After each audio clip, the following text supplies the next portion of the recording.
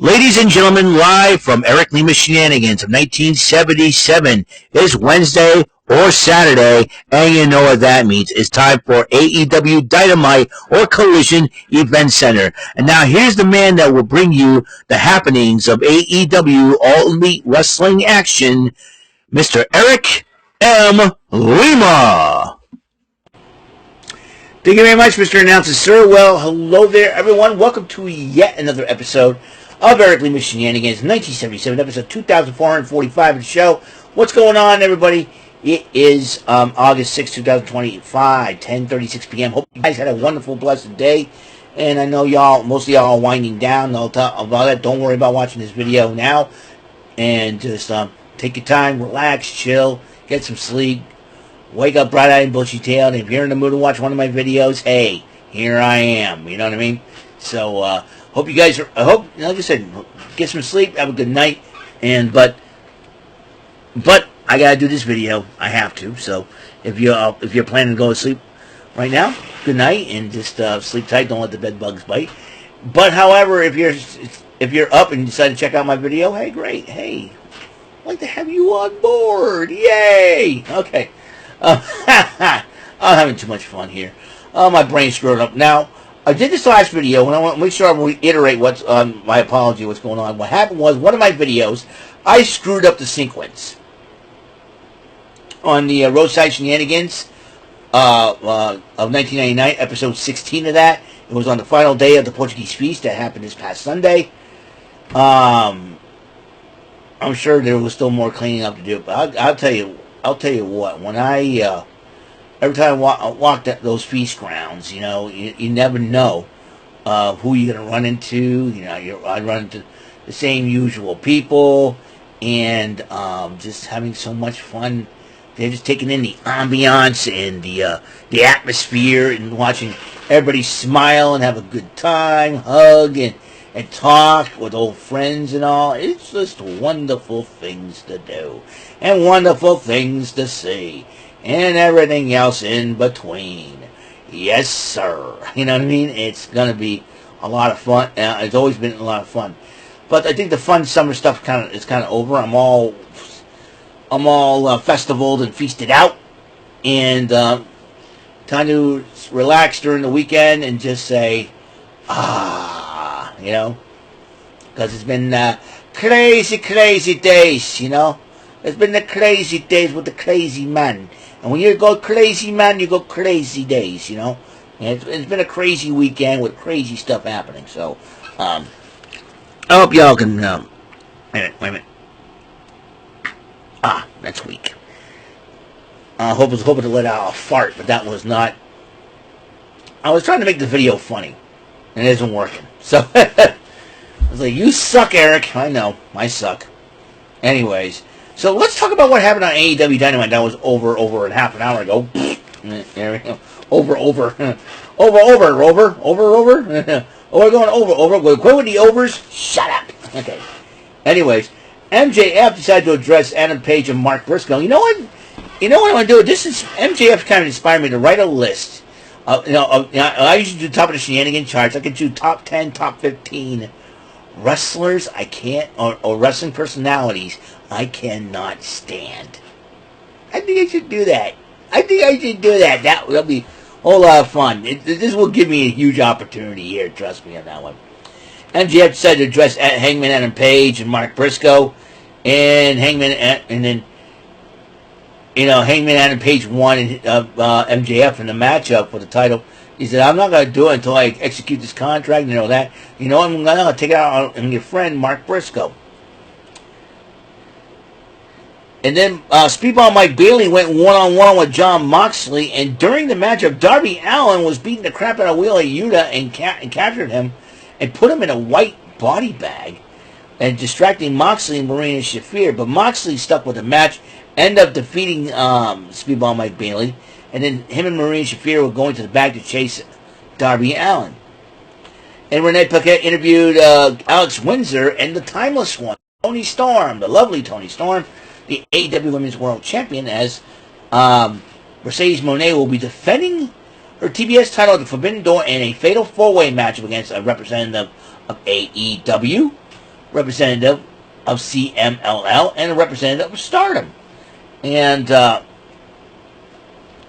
Alex Windsor says she's planning on winning it. And then Tony Storm says a few things or two about Athena, as those two are going to lock up at Forbidden Door for the AEW Women's World Championship. Then Marie Shafir and Jon Moxley did find Yuta in that white body bag, and then as they unzipped him, stapled on his forehead, Forbidden Door. And I think Darby Allin wants to take on Jon Moxley in Forbidden Door. That'll be a heck of a matchup. Make it any kind of match you want, Moxley. Just saying. And then Mercedes Moné arrived at the arena in Cleveland, and Renee Paquette interviewed her, and then Mercedes Moné looks at her, stop beating him, Mark. And then you got the women's TBS title eliminator matchup in a four-way. It will be Alex Windsor versus Queen Aminata versus Sky Blue and versus Billy Starks. Tony Storm arrives in Alex Windsor's corner, and possibly to keep an eye on Athena.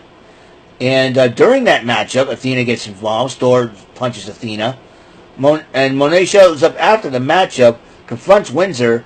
Athena hits Storm with that old face move, formerly known as the Eclipse.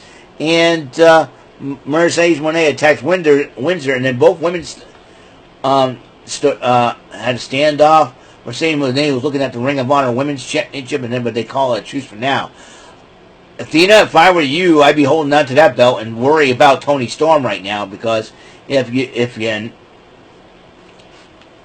don't, Mercedes Moné is gonna take advantage of that situation, try to challenge you for the Ring of Honor Women's Championship, and could be 9 belts Moné to keep it up. Right now, she's 8 belts Moné. Meanwhile, Renee Paquette interviewed the Young Bucks, and the Young Bucks were whining and crying. Said, hey, tell Justin Roberts to say this. You know. And then Renee Paquette was in the ring.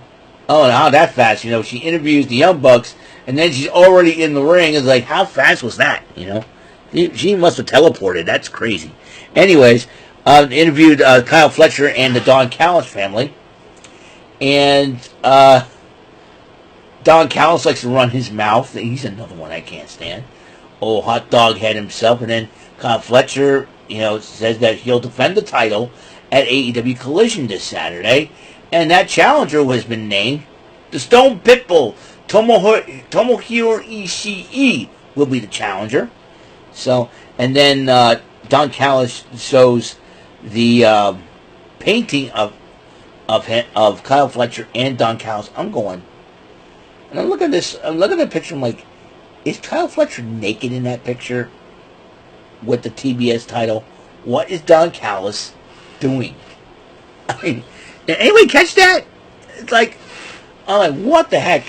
You know what? I'm just not going to go further than that. Let's say leave that to the imagination. You know what I mean? It leaves little to the imagination. If I'm going to say here, I'm going to have my whole YouTube channel shut down. So let's just say is that Don Callis is a strange little man. So that's all I'm going to say on that matter. And then Alicia too interviewed Adam Copeland and about FTR. She said, you guys can't stand within 200 feet of me, and I can't do that to you guys. And it's a good thing, because I have decided to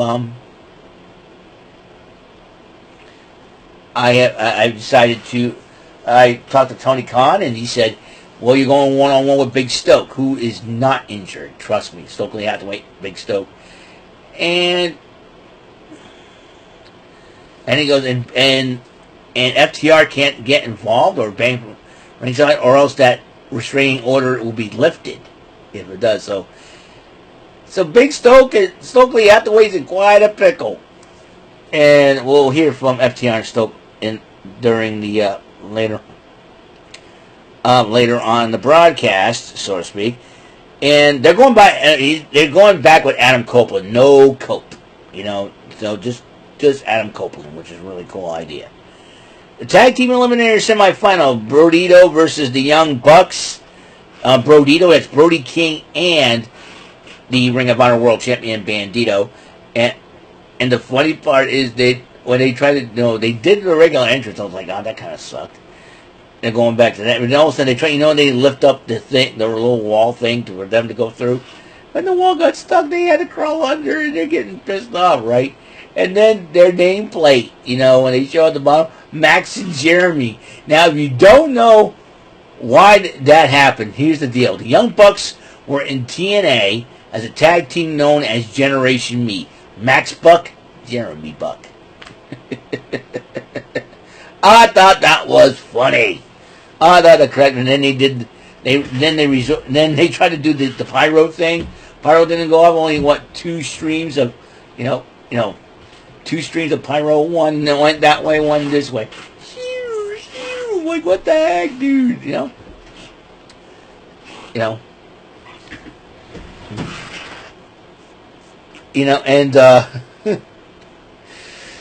yeah, nameplate was Max and Jeremy Buck, and they got all mad and upset, and in the ring, and Brodito beat finals. They'll be facing FTR, the winner of that match, Hurt Syndicate, at Forbidden Door. Meanwhile, Renee Paquette interviewed Hurt Syndicate. MJF interrupts them, and then he wanted to talk to MVP. Lashley and Shelton Benjamin had their say about MJF. They walk out, and then he says, and MVP finally said this. This is we hurt people, not I, and me. Well, guess what? You're on your own. I'm like, MVP gave us I have respect for MVP, giving MJF the thumbs down. And MJF is out of the Hurt Syndicate.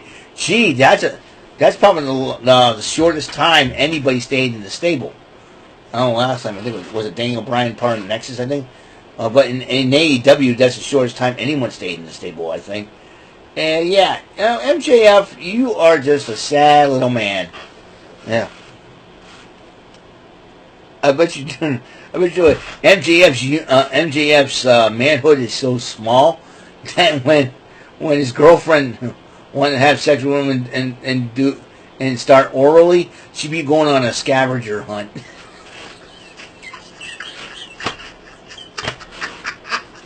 I should have saved that joke for later. I'm sorry.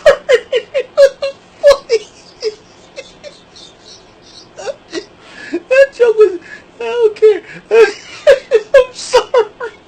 Forgive me for that. I try to keep it clean.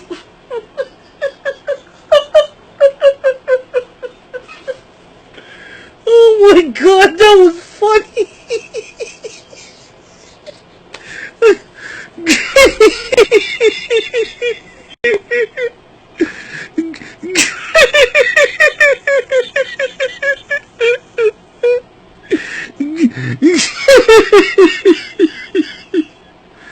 Oh my gosh, that was funny. My stomach's gonna hurt from laughing. Oh my God.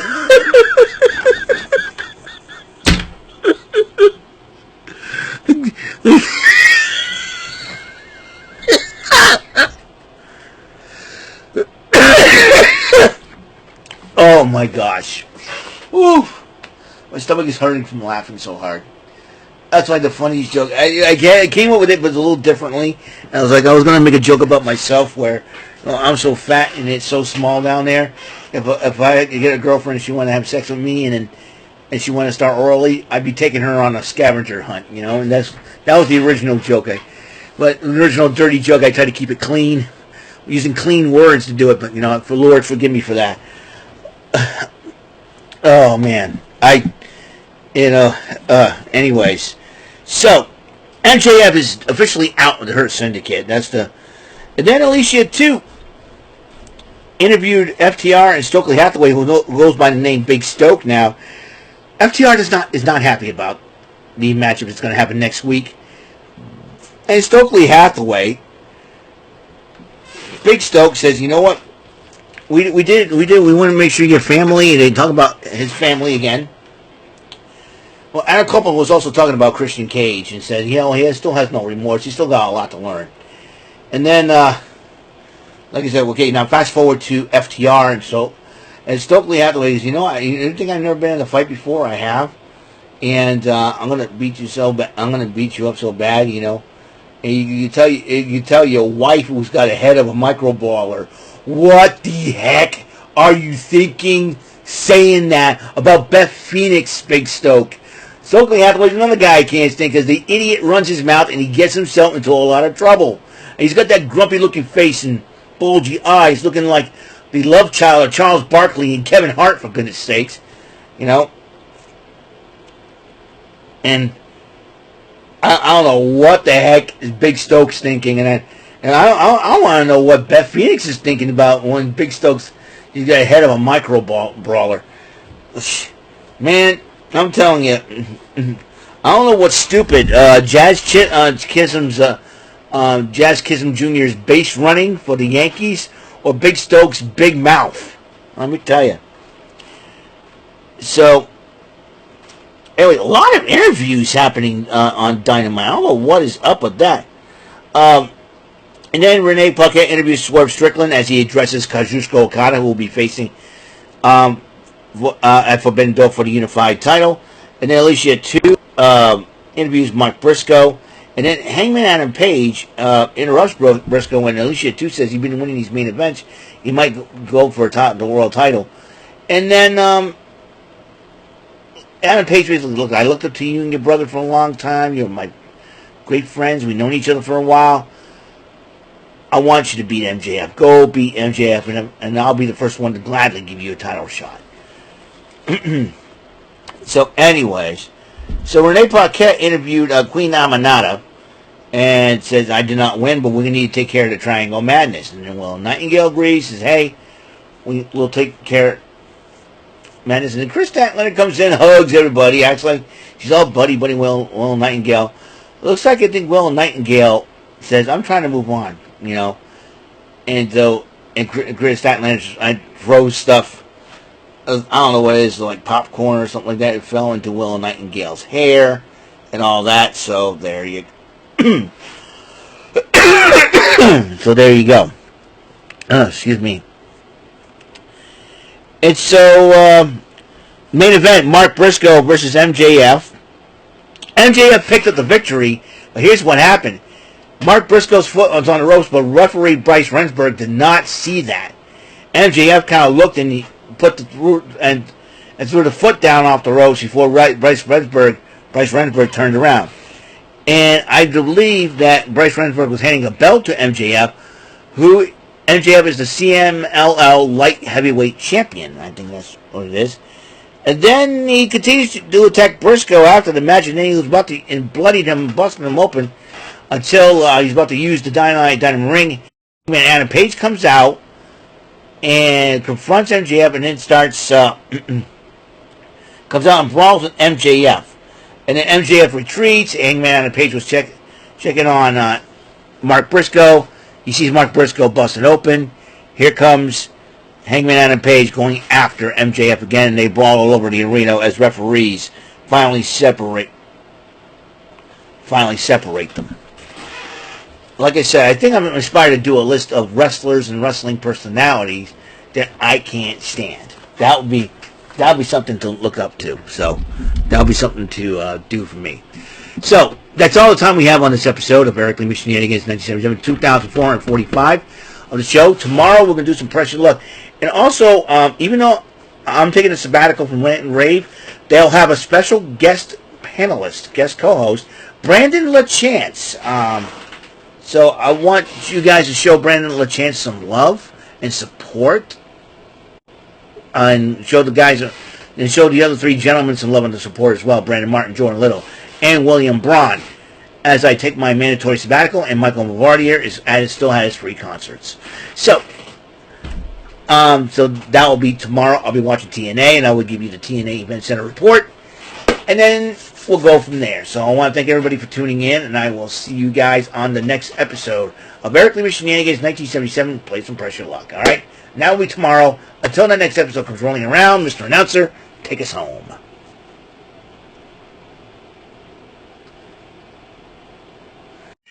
That is all for today's episode of the show.